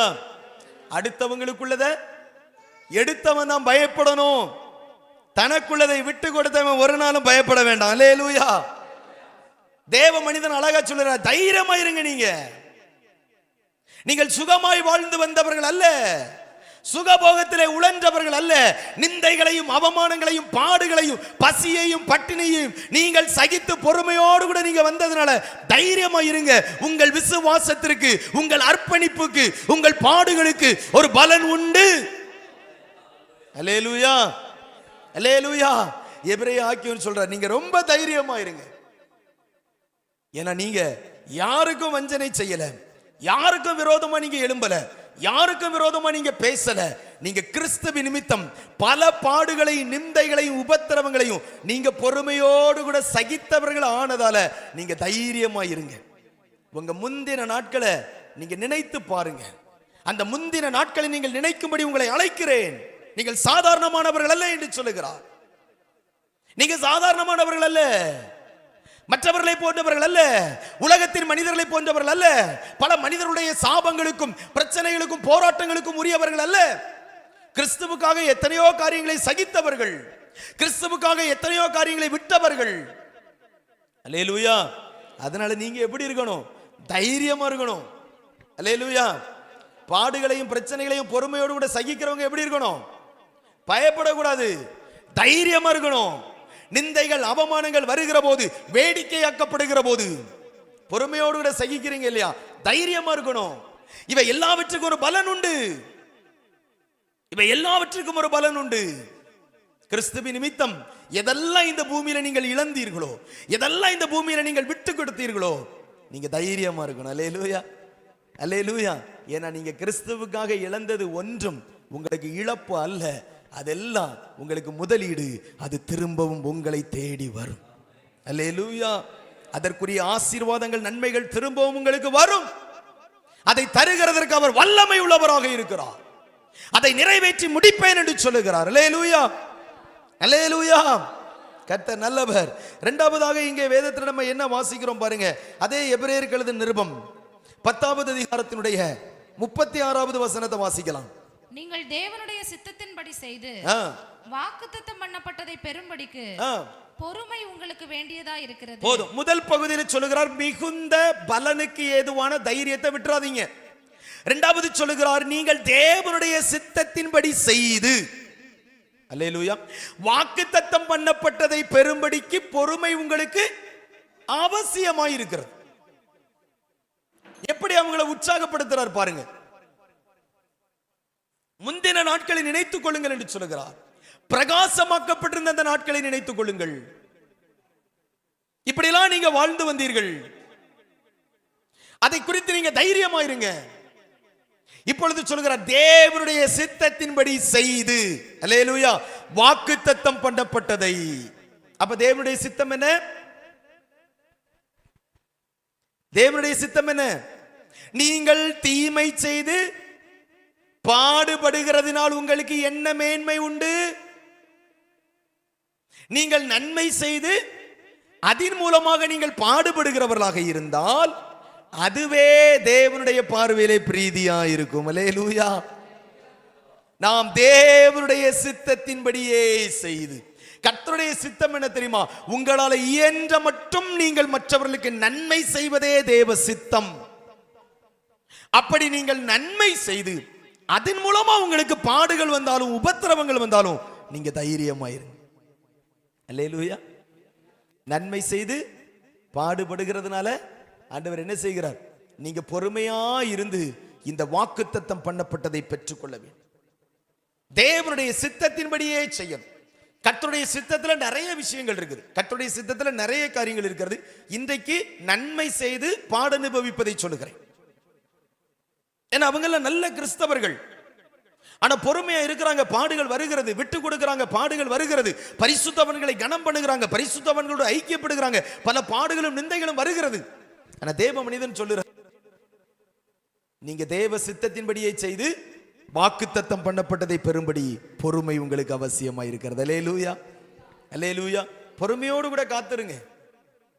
நீங்க நன்மை செய்றீங்க, மனிதர்கள் அதை புரிந்து கொள்ளலையா? அந்த நன்மைக்கு பதிலா தீமை செய்கிறாங்களா? நீங்க பொறுமையோடு கூட இருங்க. அல்லேலூயா. அவசரப்பட கூடாது. தேவ பிள்ளைங்க ஒரு நாளும் அவசரப்படவே கூடாது. எந்த காரியத்தை செய்கிறதா இருந்தாலும் சரி, பொறுமையா தான் செய்யணும், நிதானமா தான் செய்யணும். ஒருவேளை இன்றைக்கு நம்மிடத்திலே நன்மையை பெற்றுக் கொள்கிறாங்க, நம்மிடத்துல நன்மையை வாங்குகிறவர்கள் நாளைக்கு நம்மை தூசிக்கலாம், நமக்கு விரோதமா பேசலாம், நமக்கு விரோதமா செயல்படலாம். ஆனா தேவனுடைய பிள்ளைங்க என்ன செய்யக்கூடாது? சோர்ந்து போக கூடாது. வாக்குத்தத்தம் பண்ணப்பட்டதை பெரும்படிக்கு உங்களுக்கு என்னது அவசியமா இருக்குது? பொறுமை ரொம்ப அவசியமா இருக்கு. அப்ப பொறுமையினாலதான் நம்ம எதை அடைய முடியும்? வாக்குத்தத்தம் பண்ணப்பட்டதை. ஆபிரகாமுக்கு வாக்குத்தத்தம் பண்ணினார். எப்படி அதை பெற்றுக்கொண்டார்? பொறுமையினால. அல்லேலூயா. அந்த வாக்குத்தத்தம் நிறைவேறுகிறதற்காக பொறுமையோடு கூட காத்திருந்தார் என்று வேதம் சொல்லுகிறது. அதாவது அந்த வாக்குத்தத்தத்தை குறித்த ஒரு பொறுமை, எனக்கு வாக்குத்தத்தம் பண்ணப்பட்டிருக்கிறது, அது நிச்சயமாய் கிடைக்கும் என்ற பொறுமை. இன்னைக்கு நம்ம எல்லாருக்கும் நன்மைகளை கர்த்தர் வாக்குத்தத்தம் பண்ணி இருக்கிறார். உங்களுக்கு நன்மை செய்வேன் என்று வாக்குத்தத்தம் பண்ணி இருக்கிறார். பிள்ளைகளுக்கு நன்மை செய்வேன் என்று வாக்குத்தத்தம் பண்ணி இருக்கிறார். சபைக்கு நன்மை செய்வேன் என்று வாக்குத்தத்தம் பண்ணி இருக்கிறார். ஊழியத்திற்கு நன்மை செய்வேன் என்று வாக்குத்தத்தம் பண்ணி இருக்கிறார். அது உடனே நடக்குதா, 6 மாதம் கழித்து நடக்கிறதா, 2 வருஷம் கழித்து நடக்கிறதா என்பது அல்ல விஷயம். நீங்கள் பொறுமையோடு கூட அதற்காக காத்திருக்கிறீர்களா, அல்லது அவசரப்பட்டு தேவனுடைய வாக்குத்தத்தத்தை சந்தேகப்படுகிறீர்களா? நம்ம அவசரப்பட்டு தேவனுடைய வாக்குத்தத்தத்தை சந்தேகப்படுகிறவங்களா இருக்கக்கூடாது. பொறுமையோடு கூட அந்த வாக்குத்தத்தத்துக்காக காத்திருந்து அதை சுதந்திரிக்கிற கூட்டத்தில் நம்ம மாறணும். கைகளை தட்டி கர்த்தருடைய நாமத்தை மகிமைப்படுத்துங்க. கர்த்தர் உங்களுக்கு பண்ணின வாக்குத்தத்தங்களை நீங்க பெற்றுக்கொள்ளுகிறது வரையிலும் பொறுமையை விடவே கூடாது. நன்மை செய்து கொண்டே இருக்கணும், நன்மை செய்து கொண்டே இருக்கணும். பிரதிபலன்களை எதிர்பாராமல் நீங்கள் நன்மை செய்து தேவனுடைய நாமத்தின் நிமித்தம், தேவ சித்தத்தின் நிமித்தம் பாடுகளை அனுபவித்தாலும் உங்களுக்கு வாக்குத்தத்தம் பண்ணினவர் உண்மை உள்ளவராக இருக்கிறார். அதை பெற்றுக்கொள்ளுகிறது வரையிலும் தேவ பிள்ளைகளுக்கு பொறுமை அவசியமாக இருக்கிறது. அல்லேலூயா. சத்தமோரலிய சொல்லுவோம் அல்லேலூயா. அடுத்த வார்த்தையில் இப்படி சொல்லுகிறார் பாருங்க, வருகிறவர். வாசிங்க எபிரேயர் 10:37 வசனம். வருகிறவர் இன்னும் கொஞ்ச காலத்தில் வருவார், தாமதம் பண்ணார். சத்தமாயோர் அல்லேலூயா சொல்லுவோம். அல்லேலூயா, அல்லேலூயா. வருகிறவர் இன்னும் கொஞ்ச காலத்தில் வருவார், அவர் தாமதம் பண்ணார். அவர் என்ன செய்வாரு? உங்க கிரியைகளுக்கு ஏற்ற பலனை உங்களுக்கு தருவார். அல்லேலூயா. உங்க பொறுமைக்கு ஏற்ற பலனை உங்களுக்கு தருவார். அல்லேலூயா. நீதி செய்கிற தேவனாய், நியாயம் செய்கிறவராக அவர் நிச்சயமாய் நம்மை சந்திக்கும்படிக்கு இறங்கி வருவார். பக்தன் ரொம்ப தெளிவா சொல்லுறார், கொஞ்ச காலம் தான் பொறுத்து கொள்ளுங்க. அல்லேலூயா.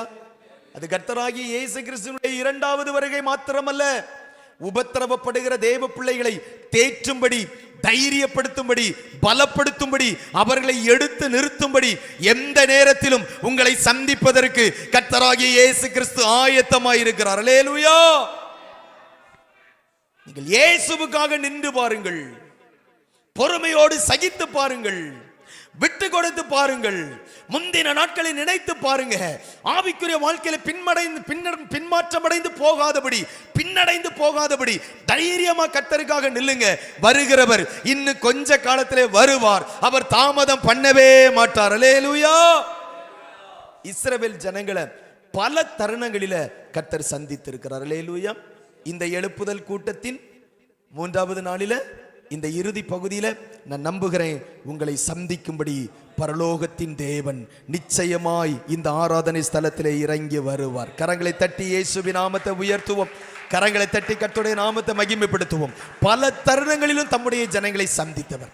எப்படி தம்முடைய ஜனங்களை சந்தித்தார், எப்படி அவருடைய விசுவாசத்தை பலப்படுத்தினார் என்று 3 குறிப்புகளை சொல்லி நம்ம ஜெபிக்க போகிறோம். 1 சாமுவேலின் புஸ்தகம் 6வது அதிகாரத்தை நீங்கள் திருப்பிக் கொள்ளுகிற போது, ஏலியினுடைய நாட்களிலே ஓப்னியும் பினேகாசும் ஆசாரியர்களாக இருந்த அந்த நாட்களில கர்த்தருடைய பெட்டி பெலிஸ்தியருடைய கையிலே பிடிபட்டது.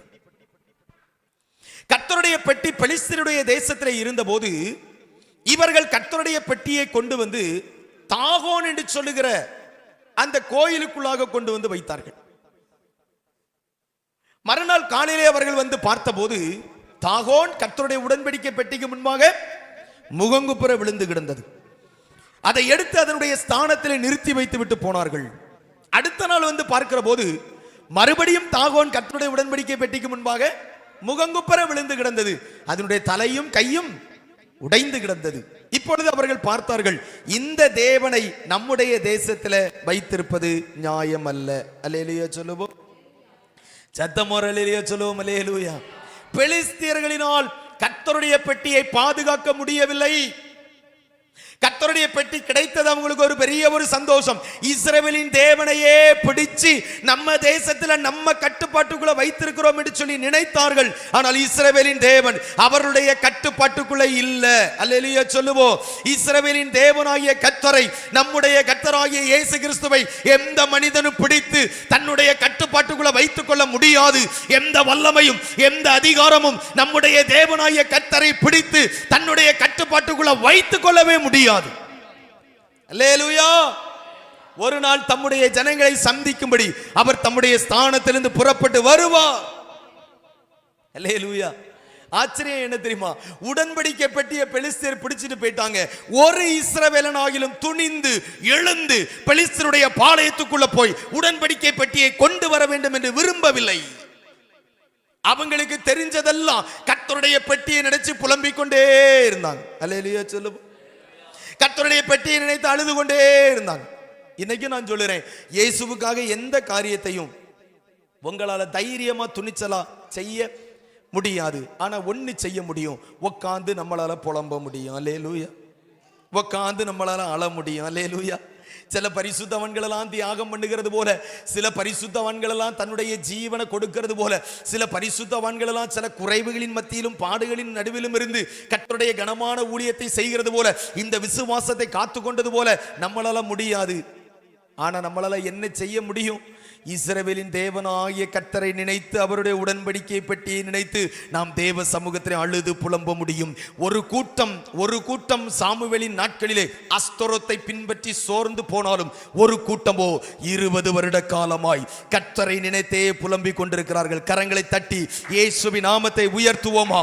பல ஆண்டுகளாக கர்த்தரை நினைத்து அழுகிற தேவ பிள்ளைகளாக இருந்தால், இழந்து போன தேவ மகிமையை நினைத்து இந்த மகா பரிசுத்தமான தேவனை நம்ம கட்டுப்பாட்டுக்குள்ள வைக்கவே முடியாது. ஒரு புது வண்டியை எடுத்து அதுக்கு மேல உடன்படிக்கை பெட்டியை தூக்கி வச்சு பெத்சிமேசுக்கு நேராக என்ன செய்து விடுங்கள், அனுப்பி விடுங்கள் என்று சொன்னார்கள். மாடுகள் இடராம வலதுபுறம் இடதுபுறம் அது விலகாம இடராம நேர பெத்சிமேசின் எல்லையை நோக்கி போனது. அல்லேலூயா. பெலிஸ்தர்கள் எல்லாம் புரிந்து கொண்டாங்க, இந்த வாதையும் இந்த உபத்திரவமும் இந்த பலவீனமும் இந்த பெலிஸ்திய தேசம் முழுவதும் வந்ததற்கு காரணம் அந்த சர்வ வல்லமையுள்ள தேவனாகிய கர்த்தர் தான்.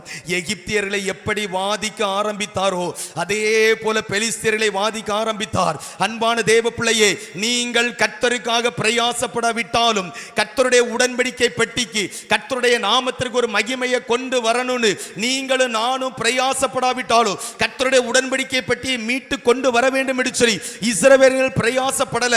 ஆனா கர்த்தருடைய பெட்டி சுகமாய் தம்முடைய ஜனங்களை தேடி வந்தது. தம்முடைய ஜனங்களை தேடி வந்தது.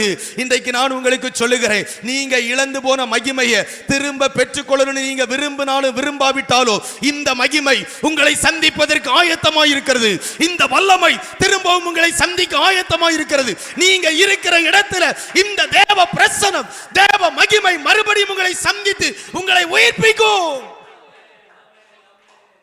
எத்தனை ராணுவ வீரர்கள், எத்தனை பலசாலிகள், எத்தனை யுத்த வீரர்கள் உடன்படிக்கை பெட்டியை மீட்டு கொண்டு வர முடியல. நான் சொல்லுகிறேன், யாருடைய துணையும் இல்லாம, யாருடைய உதவியும் இல்லாம உடன்படிக்கை பெட்டி தன்னுடைய ஸ்தானத்துக்கு திரும்பி வந்தது உண்மைனா, தேவ பிள்ளையே, நீங்க அழுது கொண்டிருக்கிற இடத்துல தேவ மகிமை இறங்கி வரும். நீங்கள் பாடுகளை சகிக்கிற இடத்துல தேவ மகிமை இறங்கி வரும். நீங்கள் நிந்திக்கப்பட்ட இடத்துல அந்த தேவ மகிமை இறங்கி வந்து உங்களை தூக்கி எடுக்கும். நல்ல கைத்தட்டி கர்த்தருக்கு மகிமை. Glory shakama mama orabar yantara udabala hatuna ragamana maurantara balabo. Hallelujah, hallelujah, hallelujah. Shagabala tudabala darabala dara. Glory. நிச்சயமா இந்த மகிமை உங்களை சந்திக்கும். நிச்சயமா இந்த வல்லமை உங்களை சந்திக்கும். கர்த்தர் உங்களை சந்திக்க வருகிறது. எந்த வல்லமையாலும் தடுக்க முடியாது, எந்த மந்திரவாதமும் தடுக்க முடியாது, எந்த பில்லி சூனியமும் தடுக்க முடியாது, எந்த விக்கிரகமும் தடுக்க முடியாது. பெலிஸ்தர் இருக்கிற 5 முக்கியமான தேசம், 5 முக்கியமான தேசத்திலும் இருக்கிற முக்கியமான 5 விக்கிரகங்கள் உடன்படிக்கை பெட்டியை தடுத்து நிறுத்த முடியல. இஸ்ரவேலின் மகிமை இஸ்ரவேலில் தான் இருக்கணும். அந்த மகிமை இஸ்ரவேலுக்குள்ளே திரும்பி வந்தது. அல்லேலூயா. இஸ்ரவேலின் மகிமை இஸ்ரவேல்ல தான் இருக்குமா? மீட்கப்பட்ட தேவ பிள்ளையே, உங்களுக்கு கர்த்தர் தந்த மகிமை உங்களுக்குள்ள தான் இருக்கும். அது உங்க குடும்பத்தை தாண்டி இன்னொரு குடும்பத்துக்கு போகாது. அது உன் சந்ததியை தாண்டி இன்னொரு சந்ததிக்கு போகாது. அது உன் வாசஸ்தலத்தை தாண்டி இன்னொரு வாசஸ்தலத்துக்கு போகாது.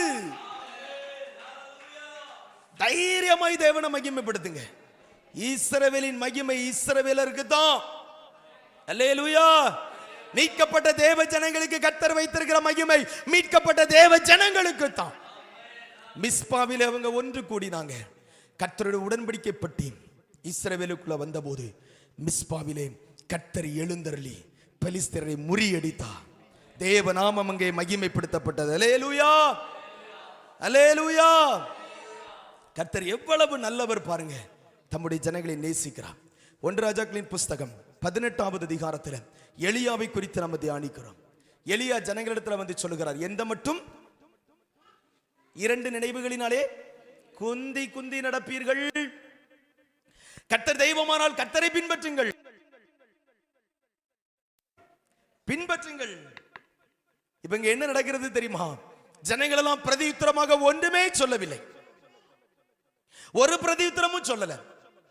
ஆனா இந்த சூழ்நிலையில எலியா சொல்லுகிறார், என் கிட்ட வாருங்கள் என்று சொல்லி ஜனங்களை அழைத்தார். அல்லேலூயா, அல்லேலூயா. ஜனங்கள் எல்லாரும் எலியாவின் அண்டைக்கு வந்தார்கள். அக்கினியினால பதில் தருகிற தெய்வமே தெய்வம் என்று எலியா சவால் விட்ட போது 450 பாகால் தீர்க்கதரிசிகளுக்கு மத்தியில ஒரே ஒரு மனிதன், கர்த்தருக்காக வைராக்கியமா இருக்கிற ஒரே ஒரு எலியா ஜெபம் பண்ண ஆரம்பிச்ச உடனே வானம் திறந்து அக்கினி மழையா தகன பலிபீடத்தின் மேல இறங்கி வந்தது. அல்லேலூயா. அந்த பலி முழுவதையும் பட்சித்து போட்டது. ஜனங்கள் முகங்குப்புற விழுந்து கர்த்தரே தெய்வம், கர்த்தரே தெய்வம், கர்த்தரே தெய்வம் என்று ஆர்ப்பரித்தார்கள். அல்லேலூயா, அல்லேலூயா. தம்முடைய ஜனங்களை பதிலளிக்கும்படி, அக்கினினாலே பதிலளிக்கும்படி தம்முடைய ஜனங்களை அவர் சந்தித்தார். தேவ பிள்ளைகளே, எல்லாம் கிட்டத்தட்ட பின்மாற்றத்துக்குள்ள போன சூழ்நிலையில, சோர்ந்து போன சூழ்நிலையில, பலனிழந்து போன சூழ்நிலையில கர்த்தர் தான் தெய்வமா இல்லையா என்று சொல்லி சந்தேகப்பட்ட நேரத்தில் வானத்திலிருந்து பரிசுத்த அக்கினியை இறக்கி கர்த்தரே தெய்வம் என்பதை நிரூபித்தது உண்மையானால் உங்க சந்தேகத்துக்கு பதில் தரும்படி, உங்க அவிசுவாசத்தை மாற்றும்படி, உங்களை மறுபடியும் உயிர்ப்பிக்கும்படி அந்த பரிசுத்த அக்கினி இந்த ராத்திரி நேரம் உங்களை சந்திப்பதாக. எலியாவின் படிப்பிடத்தில் இறங்கின அக்கினி இந்த பரிசுத்த சமூகத்தில் இறங்குவதாக. அல்லேலூயா. அவர் தம்முடைய ஜனங்களை சந்திக்கிற தேவன். மூன்றாவது எப்படி சந்தித்தார் தெரியுமா? 1 ராஜாக்களின் புஸ்தகம் 19வது அதிகாரத்தில் எலியா சோர்ந்து போகிறார். சூரைச்செடியின் கீழ் படுத்துக் கொள்கிறார். ஆனா எலியா படுத்திருக்கும் போது எலியாவினுடைய சிந்தனைக்குள்ள ஒரு காரியம் வருகிறது. நான் இந்த சூறை செடியின் கீழ் படுத்து கிடக்க வேண்டிய ஒரு மனிதன் அல்ல. நான் சேனைகளின் தேவனாகிய கர்த்தருக்காக வெகு பக்தி வைராக்கியமாய் இருந்த மனிதன். இஸ்ரவேல் ஜனங்கள் எல்லாம் உடன்படிக்கையை உடைத்து போட்டார்கள், கர்த்தருடைய பலிபீடங்களை உடைத்து போட்டார்கள். நான் ஒருவன் மாத்திரம் மீதியா இருக்கிறேன். அல்லேலூயா. சூறை செடியின் கீழே படுத்து கிடக்கிறாரு. போதும் கர்த்தாவே என் ஆத்துமாவை எடுத்துக்கொள்ளும் என்று சொல்லும் போது நம்ம எல்லாம் நினைக்கிற மாதிரி காலரை தூக்கி விட்டுட்டு நெஞ்ச நிமித்திட்டு தைரியமா போதும் கர்த்தாவே என் ஆத்துமாவை எடுத்துக்கொள்ளுன்னு சொல்லியிருக்க மாட்டாரு. சூறைச்செடியின் கீழே அழுது புலம்பினார், அழுது புலம்பினார், அழுது புலம்பினார்.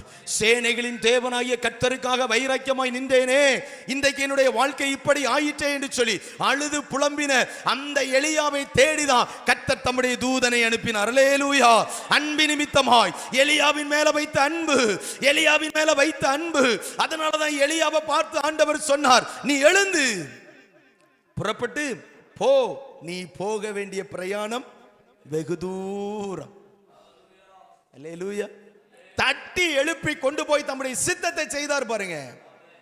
அவர் நம்மை தேடி வருகிற தேவன், வருகிறவர் இன்னும் கொஞ்ச காலத்துல வருவார். அவர் தாமதமாயிரார்.